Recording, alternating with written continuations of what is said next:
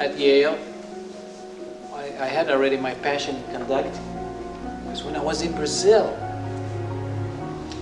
my father didn't want to give me money because I was the musician in the house. My brother was the smart guy. You know, so I used to sing in choirs to get some money. And every money that I would get, I would buy a score.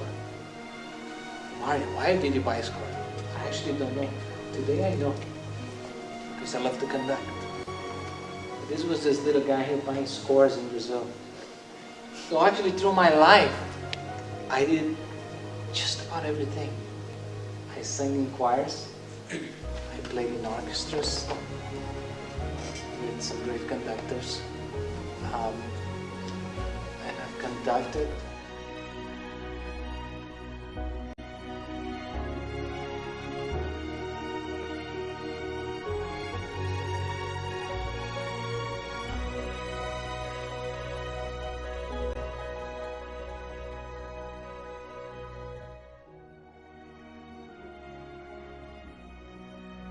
There's something really amazing about being a woodwind player.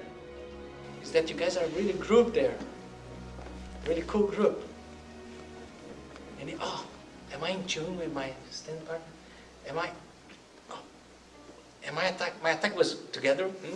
She was early. Okay, I'm good. So you need to take advantage of that time. You are gonna make your time in orchestra fantastic. But you need to really take those notes, those big notes, those small notes, and make them beautiful, precious. Okay? Think about that. For me, parada, carrot, parada, carrot. First and second violins, can you write it down? You get it? So after that fortepiano, listen how I want this to sound.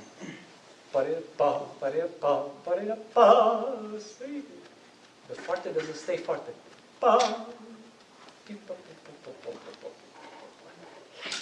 You're actually answering the strings.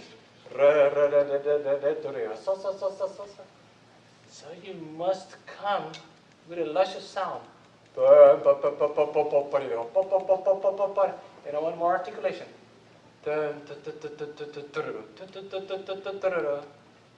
And then when you get to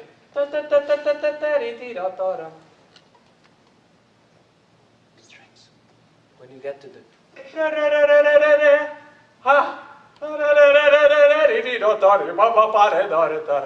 then crescendo.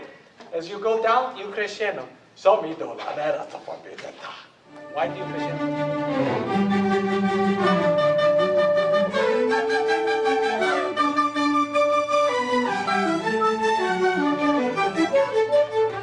Good. I love the excitement. But what I can really tell you is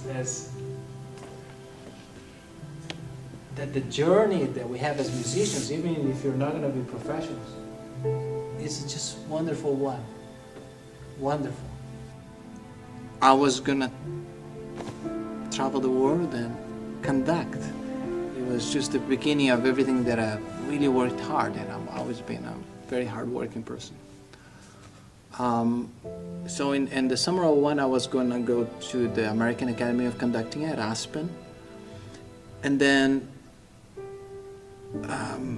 right after that, about maybe 15-20 days after I got to Aspen, I had a performance with the Fort Worth Symphony, which would be my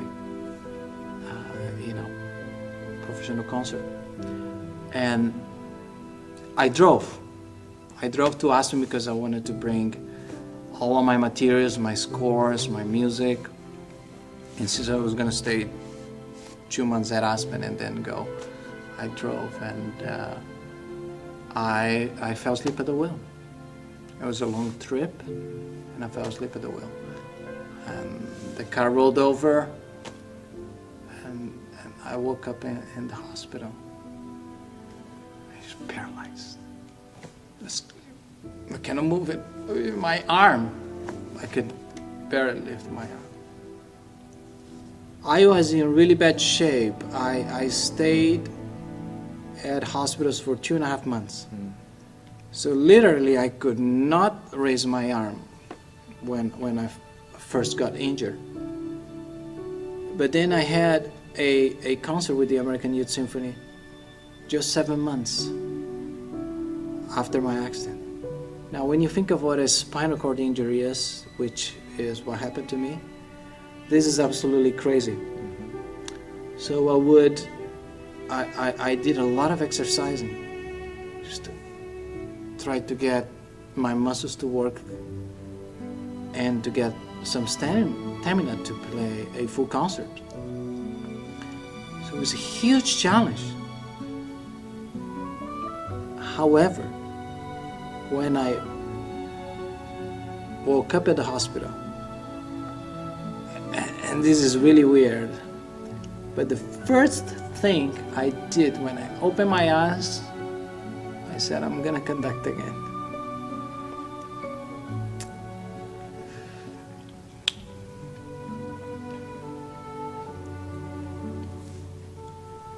I just came to me, I don't know why.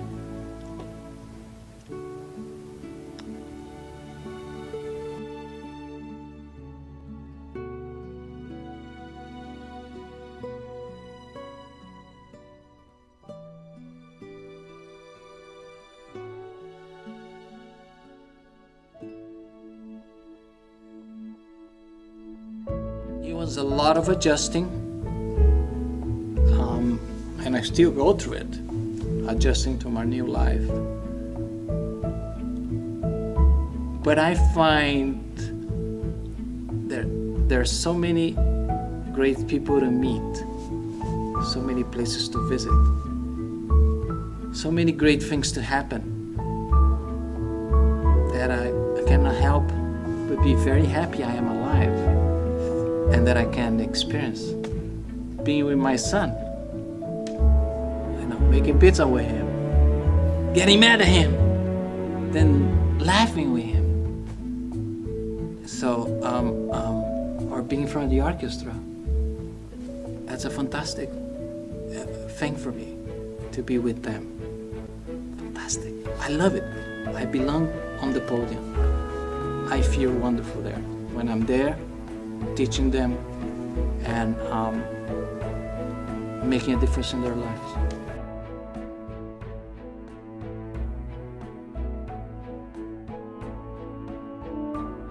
Fantastic magic is that suddenly, I don't have good use of most of my body, and then I can make them play. So this is what, this was very special for me, and I live for that, just to be there and teach them, and then suddenly, boy, where did the disability go? Even with my weird movements or anything, they're still playing. And they're playing beautiful. So, magic? What is that? It's magic. The transformation that can happen when you actually reach them. Reach them in the most secret space in their heart. When I come in front of the orchestra doesn't know what to expect. I've never seen a guy in a wheelchair. What's gonna happen? But then suddenly,